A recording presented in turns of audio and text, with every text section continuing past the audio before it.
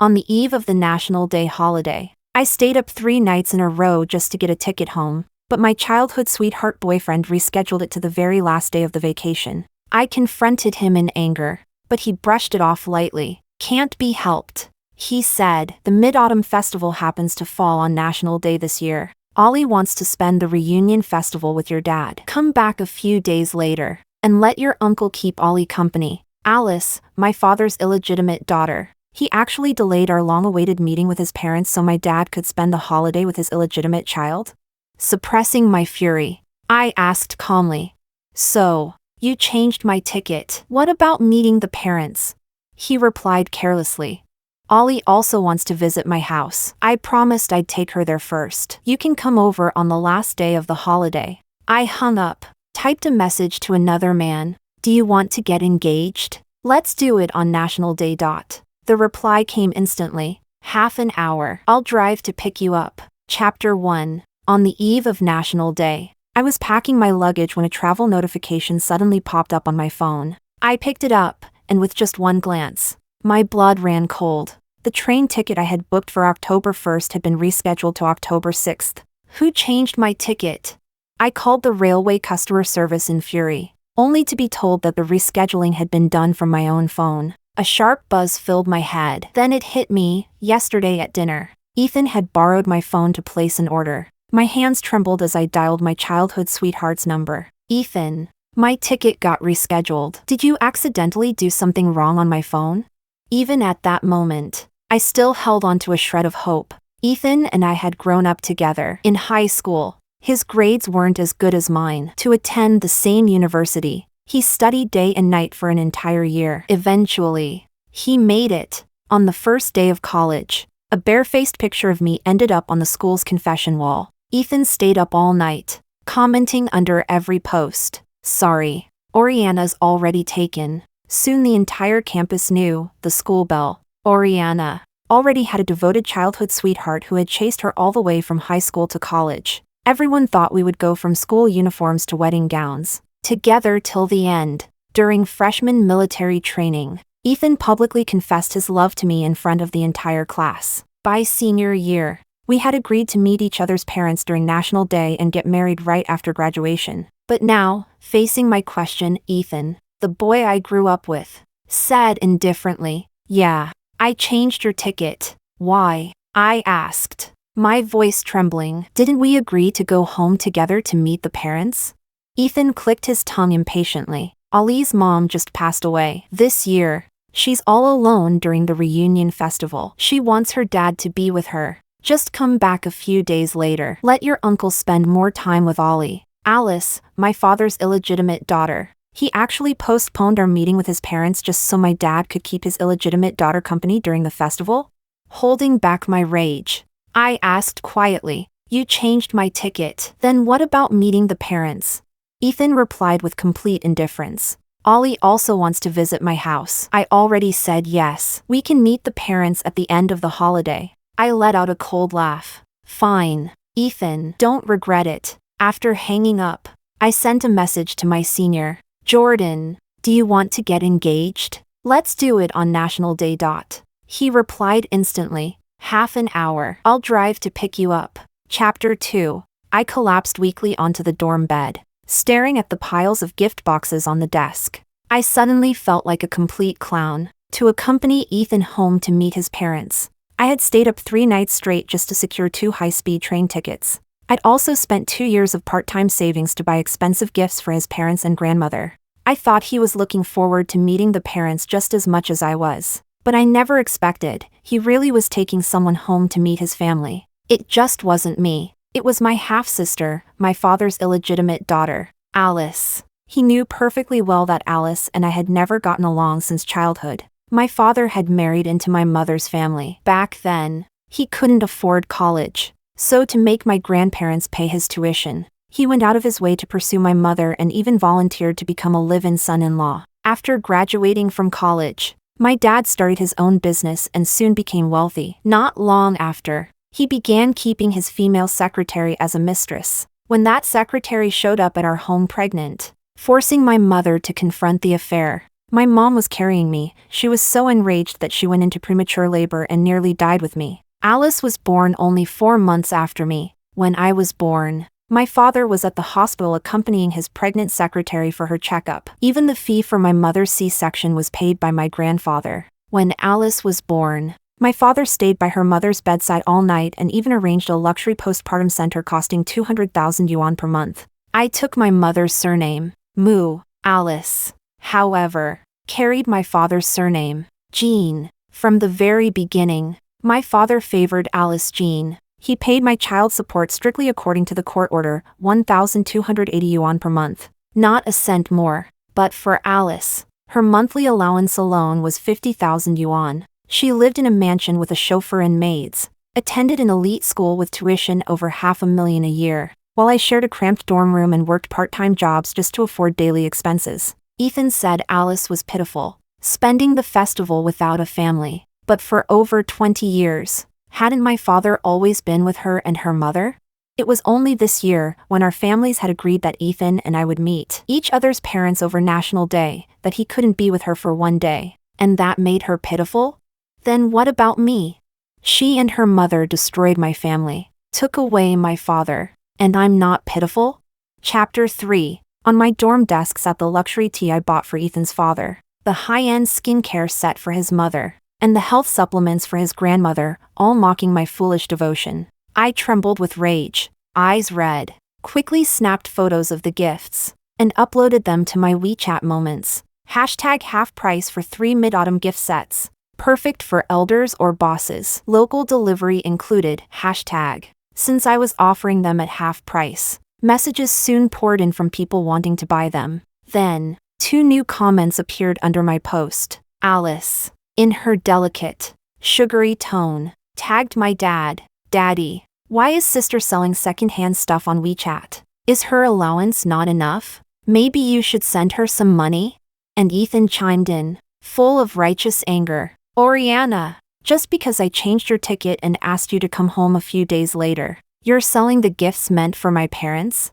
Seconds later, my phone lit up with his call. Oriana, delete that post. If my parents see it, what will they think? Do you still want to meet them or not? I laughed bitterly. Ethan, you're already taking someone else home to meet your parents. What am I supposed to do there? Be your second wife? There was a pause on the other end. Ethan's tone softened. Oriana, you've got it wrong. Ollie's just visiting as a friend. She'll stay for a couple of days. You're my girlfriend. I told you, I'll stay with you forever. Be good, okay? Delete that post. Don't let my parents see it. You know they already have opinions about you. My hand tightened around the phone, my voice trembling. Ethan, so you think your parents are right, don't you? Because my mom wasn't capable enough to hold on to my dad, the potential stock. That's why her legitimate daughter now lives worse than his illegitimate one? Because my dad doesn't like me and favors Alice. Your parents think she's the one who can inherit his wealth, so she's the better choice for your fiancé? Chapter 4. Every word of my questioning was like a sharp blade, slicing through Ethan's carefully hidden thoughts. He exploded in anger. Oriana, if you really want to think that way, believe it or not, I'll actually take Ollie home to meet my parents.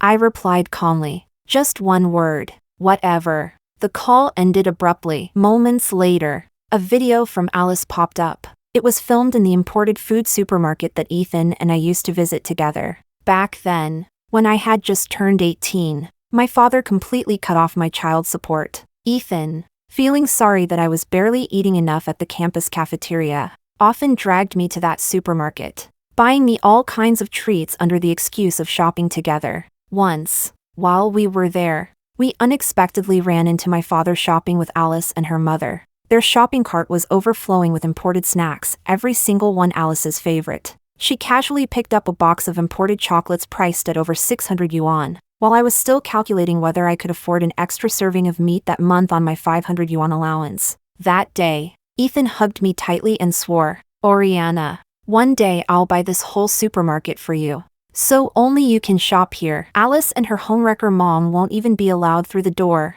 That promise still echoed in my ears. But now, he was holding Alice's hand. laughing and chatting as they walked into that same supermarket. Then came Alice's syrupy voice through my phone. Sister, I'm going to visit Ethan's home tomorrow, but I don't know what gifts to buy. So Ethan brought me here. Don't be mad, okay? My grip on the phone tightened until my knuckles turned white. I typed with a cold face. Not mad. I'm used to it. After all, you and your homewrecker mom are the same. You think anything you haven't stolen yet smells sweeter. Even if it's shit. You just love stealing other people's men, don't you? Alice didn't reply. A minute later, Ethan called. Oriana, why do you have to bully Ollie? She's your sister. I know you hate her mother for breaking up your parents, but her mom's gone now. Isn't it time to let go of the grudges of the older generation? Ollie's just a girl who lost her mother. Can't you be a little more understanding? If you keep acting unreasonable and picking on Ollie, I think I'll need to reconsider our engagement. My whole body was trembling with fury. No need to reconsider, Ethan. We're done.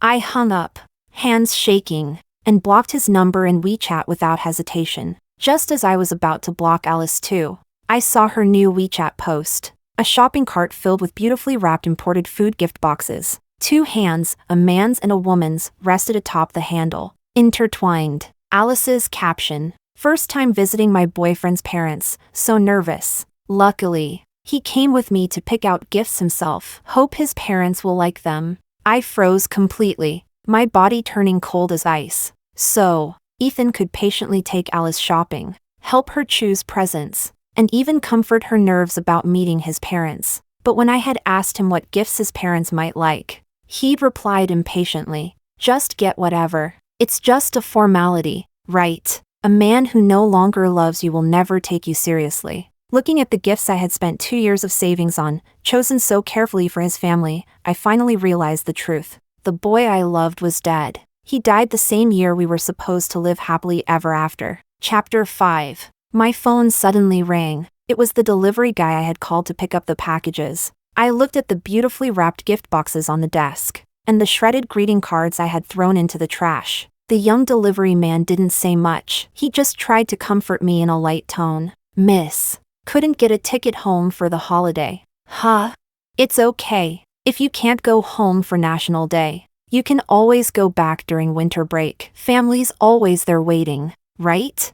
Not anymore. I gave a bitter smile and handed him the boxes. After a moment of thought, I took out a box of washed fruit from my bag and passed it to him. He hesitated, but I smiled and pushed it toward him. Take it, eat it, or give it away. I'm allergic to mangoes. That box of fruit had been prepared especially for Ethan. He was careless by nature but always got motion sickness on high-speed trains. Every time we traveled home together, I would pack some of his favorite fruit in advance. But now, it seemed that this fruit was no longer needed. Chapter 6. Just as I sent off the delivery guy, Jordan's call came through. I'm downstairs. Tell the dorm supervisor I'll come up to help you with your luggage. A small warmth rose in my chest. It's fine. It's just one suitcase. I can carry it myself. After so many years with Ethan, every holiday was the same. He would wait downstairs, and I would carry my luggage down on my own. I was used to it. But to my surprise, 2 minutes later, Jordan appeared at the dorm entrance along with the ever-dutiful dorm supervisor. When he saw me, he smiled. I told the supervisor you're my girlfriend and that I'm here to take you to meet my parents. The dorm supervisor looked at us and gave a warm, motherly smile. Then Jordan, like performing a magic trick, pulled out a box of exquisite imported chocolates and handed it to her. Ma'am, thank you for taking care of Oriana. This is our engagement candy. According to school policy, dorm supervisors couldn't accept gifts from students, but engagement candy was an exception. Jordan drove a modest gray Volvo, completely different from his usual flamboyant style. Seeing my puzzled look, he explained with a smile. My grandpa's recovering at the veterans sanatorium, and my parents are there too. At school, Jordan had always been a bit of a mystery. Rumor had it he was from a powerful family, the kind of background people only whispered about. I'd never been anywhere close to a veterans sanatorium before, and suddenly, I felt nervous. Jordan, can we stop by a mall first? He gave me a curious glance. Blushing, I said softly. It's my first time visiting your family. I can't go empty-handed. Can I? Jordan chuckled and drove me to a boutique supermarket tucked away in a quiet area. Seeing my confusion, he explained. My mom's workplace gives her shopping cards for this place. She never uses them, so we can use the card, it won't cost a thing. In that instant, my eyes stung, and I quickly turned to look out the window to hide it. So he knew all along, he knew that I wasn't doing so well financially. Chapter 7. After my parents divorced, my mom returned to our hometown to help my grandfather manage the family's tea plantation, more than 10 acres of land. A whole year of hard work brought in barely over 100,000 yuan, and after subtracting fertilizer and labor costs, there was just enough left to cover my college tuition. So during these years in university, I worked part-time whenever I could to help out at home. That's how I met Jordan. Back then, I was secretly working at a bar to earn extra money for Ethan's birthday present, when a drunk customer cornered me and tried to force drinks on me. It was Jordan who pulled me out of that private room. I later learned that the bar belonged to one of Jordan's wealthy friends. He never asked why I was working there. The next day,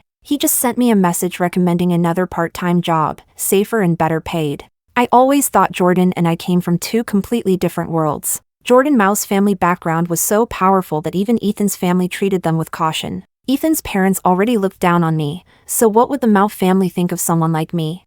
I never imagined that one day, that same untouchable Jordan would confess his feelings for me. It happened after my first big fight with Ethan, over Alice. Of course, Alice was a year younger than us, but for some reason, she insisted on applying to the same university I did. On the day of her enrollment, my father called me and asked me to pick her up. I refused without hesitation. How could he even have the nerve to ask me to pick up his illegitimate daughter? When I had been admitted to college years earlier, there wasn't even a direct train from home to campus. My mother had called my father, asking if he could send a driver to drop me off. His answer had been, "Oriana's 18 now. She's not a child anymore. She needs to learn independence." But when it was his precious illegitimate daughter's turn, suddenly independence didn't matter anymore? That night, I told Ethan everything through tearful eyes. I thought he would take my side, stand with me against Alice, the girl who had wrecked my family. But the next morning, I saw him downstairs at the freshman dorm, smiling and chatting with Alice while carrying her suitcase. Chapter 8. The moment our eyes met, Ethan froze. He quickly dropped the suitcase and rushed toward me, looking flustered. "Oriana." Uncle Gene called me and asked if I could help pick up Ollie. I just thought, well, he's your dad. I couldn't really say no, right? I didn't respond. I just gave him one look, disappointment, pure and deep, and turned away. I thought he would come after me like he always did.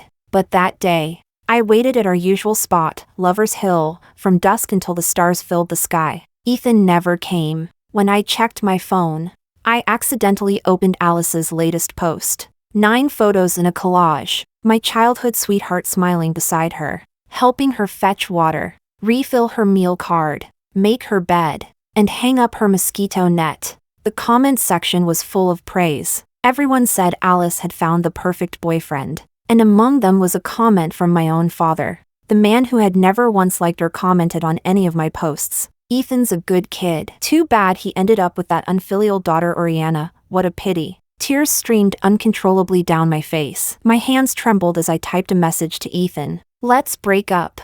As I hit send, the last bar of my phone battery flickered out, and darkness swallowed the entire Lover's Hill. Then, through the shadows, a faint beam of light appeared before me. It was Jordan. He crouched down, gently patted my head, and sighed heavily. "Oriana, does it really have to be him? Just because you grew up together, does that mean he's the only one you can love? What if you gave me a chance instead?" Chapter 9. My thoughts drifted back as I looked at Jordan's serious side profile while he carefully chose a gift. Suddenly, I thought, maybe trying someone new isn't such a bad idea after all. The silver-gray Volvo passed through a stretch of forest before finally arriving at the retirement compound. A guard stood at the gate, and Jordan drove straight to a modest red brick building. In the yard, an elderly man with a straight back was tending to his bonsai plants. Jordan's mother was arranging fruit plates and mooncakes. Mr. Mao, Jordan's father, A man often seen on TV news was wearing an apron and sleeve protectors, managing 2 stoves at once. One pot simmered with braised chicken and chestnuts, while the other steamed hairy crabs. To my surprise, Jordan Mao's grandparents and parents were all easygoing and warm, without a hint of arrogance. When Grandpa Mao heard that my family ran a tea plantation, he eagerly pulled me aside to taste his treasured teas. Seeing us drinking tea, Mr. Mao brought over a plate of freshly made sugar-roasted chestnuts, nudging Jordan with a mischievous grin. "Don't just stand there like a wooden pole. Go peel some chestnuts for your girlfriend, make yourself useful."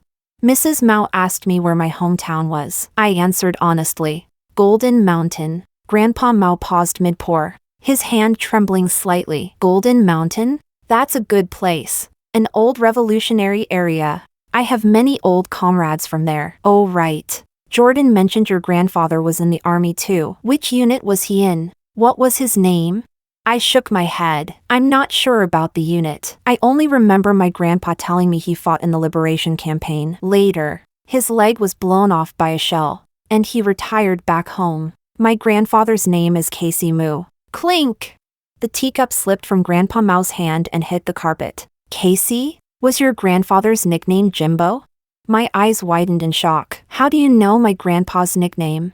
Even my dad and Ethan didn't know about this. My grandfather had been weak and sickly as a child, so my great-grandmother followed an old local custom and gave him a girl's nickname, hoping to fool the king of hell into sparing him. But Grandpa always hated the name Jimbo, thinking it sounded unmanly, and he never let anyone call him that. By now, almost no one in my hometown remembered that nickname. So, how could Grandpa Mao possibly know?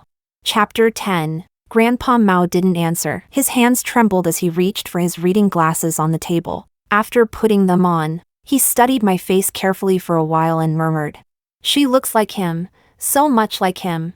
No wonder I felt such warmth when I first saw you. So you're Jimbo's granddaughter, of course. That explains everything."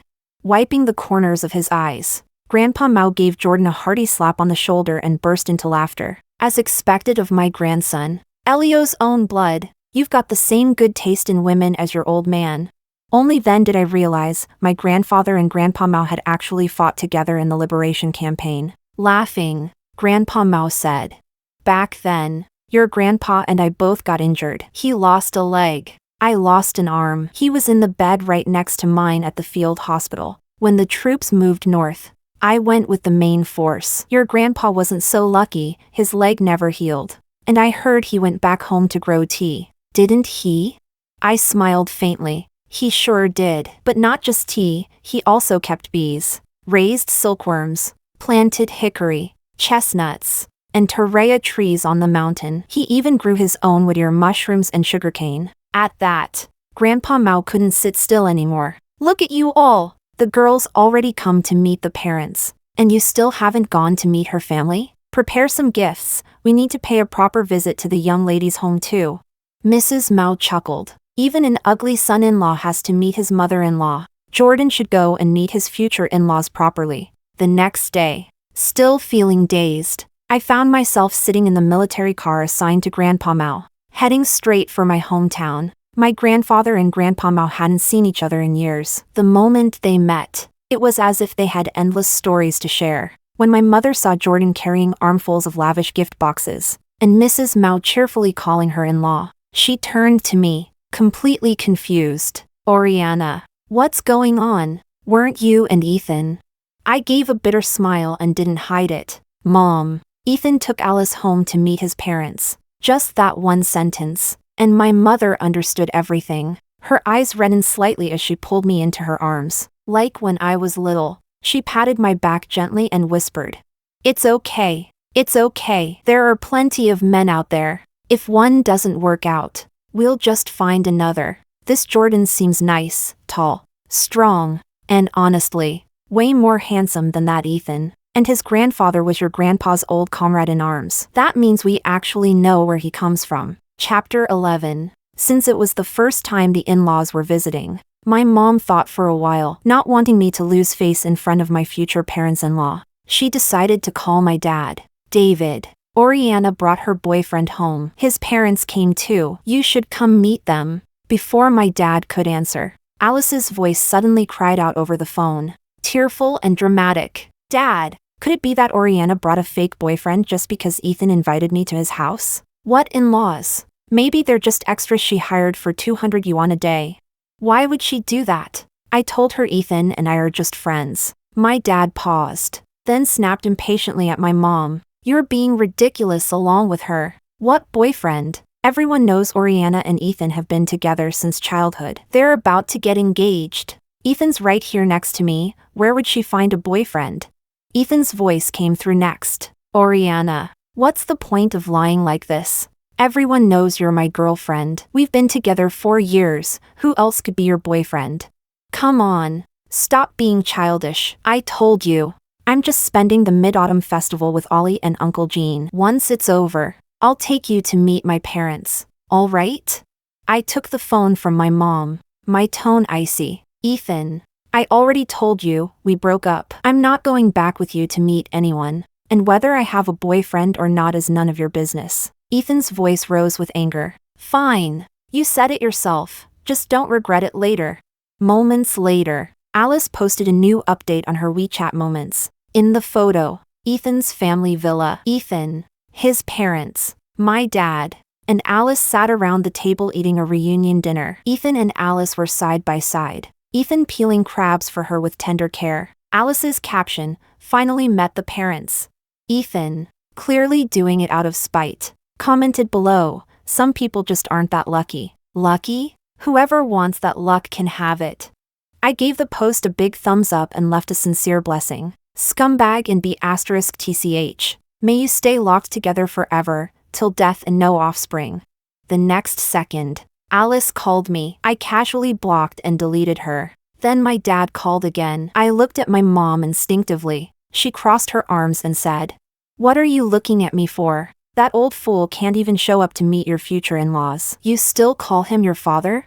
I chuckled. You're right. Guess I don't need one anymore. Then I blocked and deleted him too. At that moment, Jordan came in holding 2 long ridge gourds, knocking carefully on the door. Auntie, these gourds look different from the ones we buy. I'm not sure how to peel them. My mom laughed and led him to the yard, showing him how to peel the angled gourds and even telling him to feed the chicken with the peels. That evening, my mom slaughtered a big rooster she had raised for 2 years. It's our local tradition, when a new son-in-law visits for the first time, the family must cook a big rooster to welcome him. Thinking of Alice's WeChat post, I took a family photo of my own and posted my own update. Hashtag finally met the parents, hashtag. A few minutes later, an unknown number flashed on my phone. As soon as I answered, Ethan's furious voice came through. Oriana, how could you be with Jordan? Don't you know what kind of family he's from? Those high-ranking military families don't take common girls seriously. He's just toying with you. Jordan overheard and looked at me. Hurt. Oriana, he's slandering me. I gently patted his arm to comfort him and replied coldly into the phone. I know exactly what kind of man Jordan is. At least he never took another woman home to meet his parents while he was dating me. Ethan, stop calling me. From the moment you took Alice home, everything between us was over. Chapter 12. After I hung up, Ethan went completely insane. He kept changing numbers and calling both me and my mom nonstop. Annoyed to death, I finally switched both our phones to airplane mode. Since Grandpa Mao's health wasn't great, both families discussed it and decided to hold the engagement banquet in Beijing. The next morning, our whole family boarded first class. Just before boarding, my high school classmate Luna suddenly texted me. Oriana, where did you all go? Your house is empty. Ethan came looking for you. He said your phone's off and he's so worried he's about to call the police. I replied, feigning surprise. Didn't Ethan tell you? We broke up ages ago. Where am I going? I'm meeting my boyfriend's parents. His mom and dad invited my family to Beijing for a visit. Anyway, I'm about to board. Do me a favor and tell Ethan this. A good ex should act like they're dead. Tell him not to bother me again. Unable to reach me anywhere. Ethan somehow bought new SIM cards and kept sending me text messages from different numbers. Oriana, can you stop being mad already? Fine. I admit I was wrong for changing your ticket and asking Uncle Gene to spend the Mid-Autumn Festival with Ollie. I didn't think about your feelings. I'm sorry, okay? But even if I made a mistake, haven't you? We've been together for so many years. Are you really breaking up with me over something this small? How do you expect my parents to think of you? You know they already have opinions about you. If you keep this up, they'll never approve of us. Oriana, you don't seriously think that Jordan Mao will marry you, do you? Don't be ridiculous. You've heard what kind of family the Maos are, those high-ranking officials. Families will never accept a girl from a divorced home as their daughter-in-law. Fine. Oriana, you win. I give up. I'll send Ollie away right now. Just tell me where you are. I'll come pick you up. Let's go meet my parents today, okay? The texts came one after another. I blocked one number, and he'd pop up again with a new one. Eventually, even Jordan couldn't stand it anymore. With a single phone call, less than half an hour later, a brand new phone was delivered to me. Oriana, would you mind changing to a new number?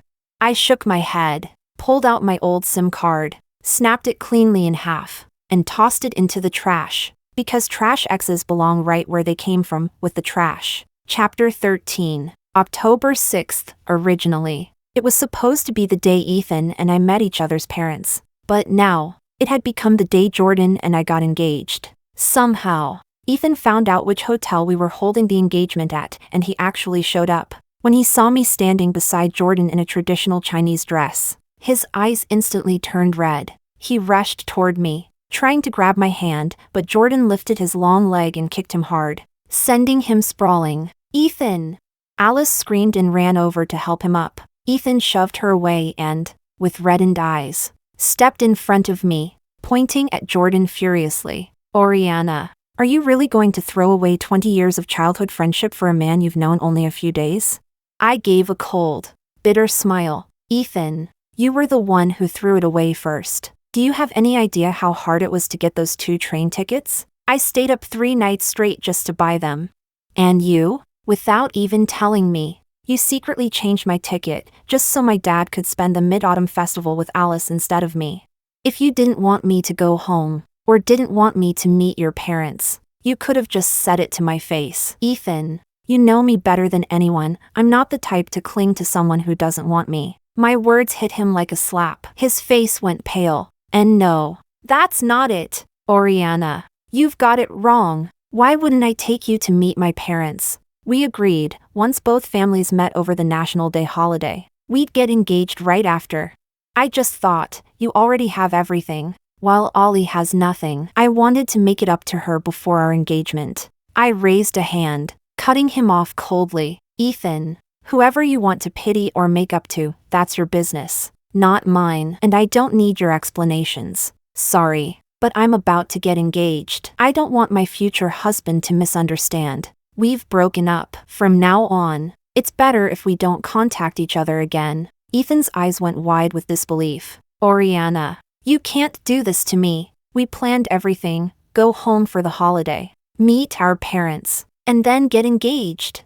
We were so close to being together forever. Oriana, I was wrong. Please, give me another chance. I swear, if you forgive me this once, I'll never have anything to do with Alice again. Alice, tears streaming down her face, grabbed Ethan's arm and screamed, Ethan, how can you say that? I'm already carrying your child.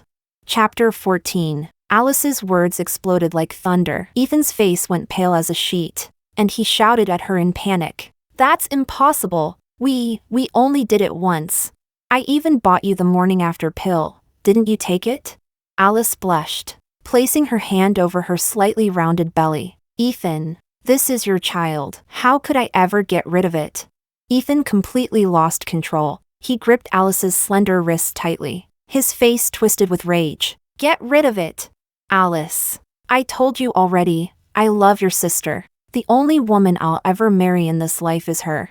I won't marry you, and I won't take responsibility for this baby. Enough.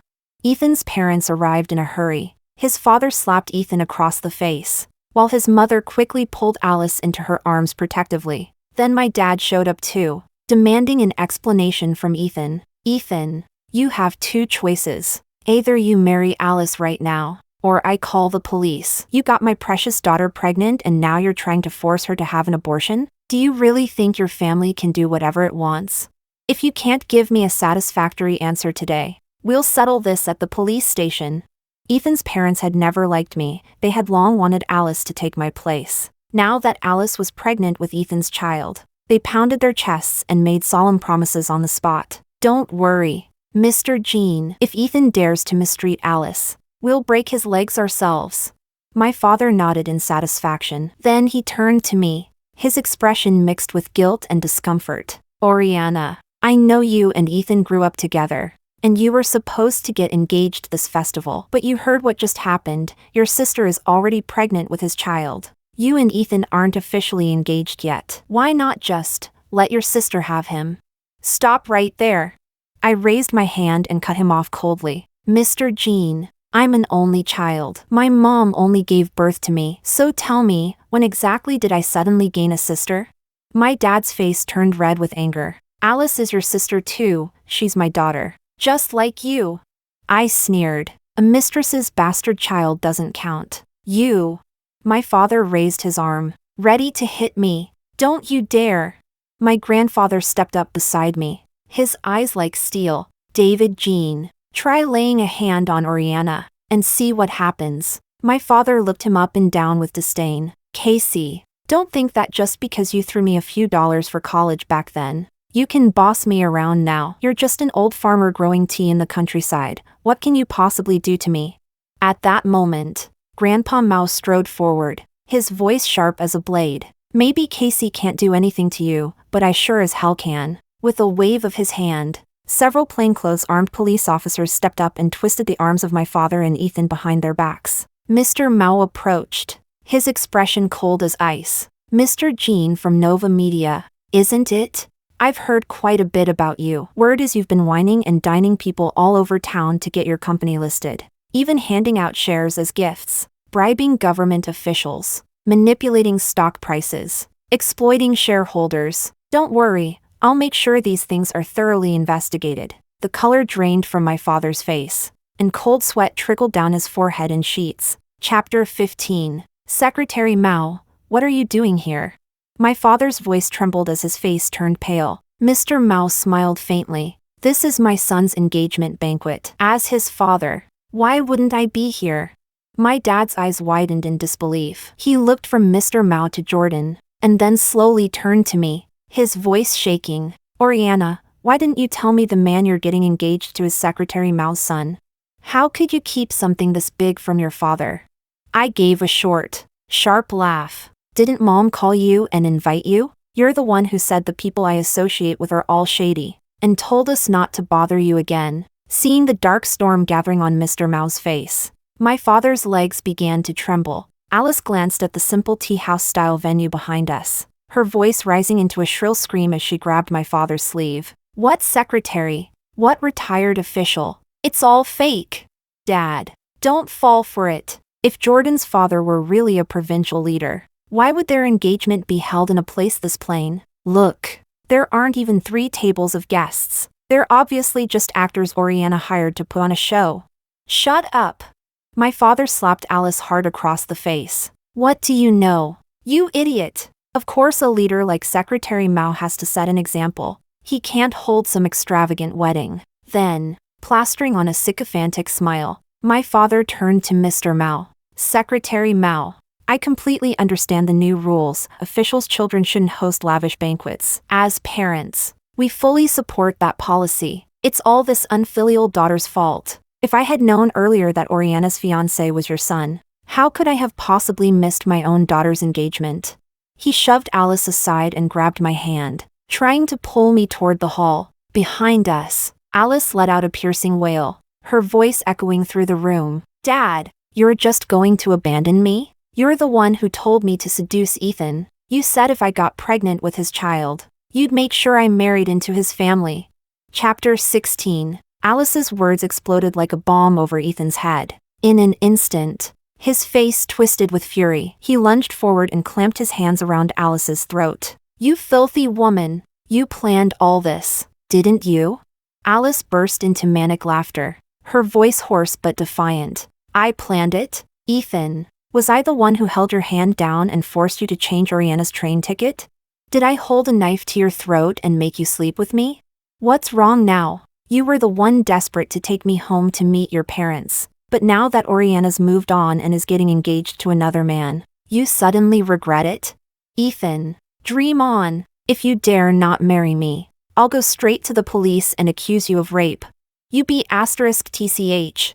Ethan snapped and launched himself at her. The two of them started fighting, clawing and shouting like wild animals. With a simple wave of Jordan's hand, a team of bodyguards who had been hiding in the shadows rushed forward and dragged both families out of the hotel. The next time I heard about Ethan and Alice was through a police report. It turned out that Ethan, furious at Alice for scheming and causing our breakup, had publicly beaten her until she miscarried. Alice suffered massive bleeding. By the time she was rushed to the hospital, doctors had to remove her uterus to save her life. When she woke up, the very first thing she did was call the police, accusing Ethan of rape and intentional assault. To keep their son out of prison, Ethan's parents had no choice but to swallow their pride and force him to marry Alice. But this time, Alice was no longer the perfect daughter-in-law they once imagined. After the chaos of the engagement banquet, Ethan's parents started asking around, and that's when they learned the truth. My grandfather wasn't some poor old farmer from the countryside as they'd assumed, but a decorated veteran of the War of Resistance. He had retired to farm after losing his leg, but his old comrades-in-arms now held influential positions all across the country. Realizing they'd thrown away a powerful, well-connected daughter-in-law for the sake of an illegitimate girl who brought them nothing but disgrace, Ethan's parents were sick with regret. But since they couldn't bear to blame their own son, they turned all their anger and resentment on Alice instead. Chapter 17. After the wedding, Alice thought she had finally married into wealth and would live the luxurious life of a society lady. But things didn't go as she imagined. Ethan's parents despised her for not having a uterus, for being unable to give them a grandson to carry on the family name. So, they arranged for Ethan to have a young and beautiful female assistant. When that assistant got pregnant, Alice stormed into the company, screaming and throwing a fit. Ethan responded by slapping her twice. What right do you have to call her a mistress? You were one yourself when you took Oriana's place. But Ethan's downfall came soon enough. Alice's hatred festered, not only for his betrayal but also for robbing her of her ability to be a mother. After uncovering evidence of the Ethan family's illegal business dealings, she went straight to the authorities and turned them in. An investigation was launched, and both Ethan and his father were arrested and sent to prison. Before fleeing, Alice broke into the Ethan family's safe and stole several gold bars. But as she was about to escape, Ethan's mother caught her. During their struggle, both women fell from the third floor. Ethan's mother hit the marble stairs headfirst. She died instantly. Alice's spine snapped. She survived, but was left completely paralyzed from the neck down. From her hospital bed, she begged someone to call my father, hoping he would come and take her home. But by that time, my father could barely protect himself. At Mr. Mao's command, on the very next day after my engagement banquet, my father was arrested on charges of bribing public officials and manipulating the stock market. It was only then that he remembered my mother and me. He wrote countless letters, made endless phone calls, begging us to plead with Mr. Mao to go easy on him. But if we helped him, what about those ordinary investors whose lives had been destroyed by his greed?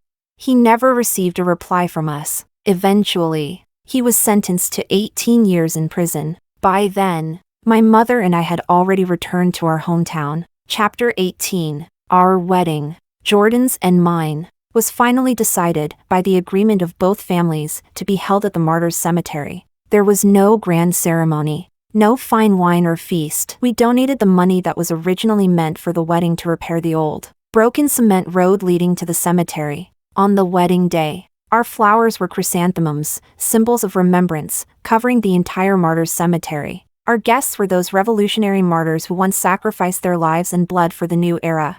When it came to the toasting ceremony, Jordan and I held wedding candies and wine as we walked past each gravestone. The path of happiness we walk on today was paved by them, with their own flesh and blood. Now, it's our turn to pave a sunlit road for them. If the soldiers' spirits can see from above, they must be able to follow the road from the foot of the mountain and witness the prosperous times of today, right?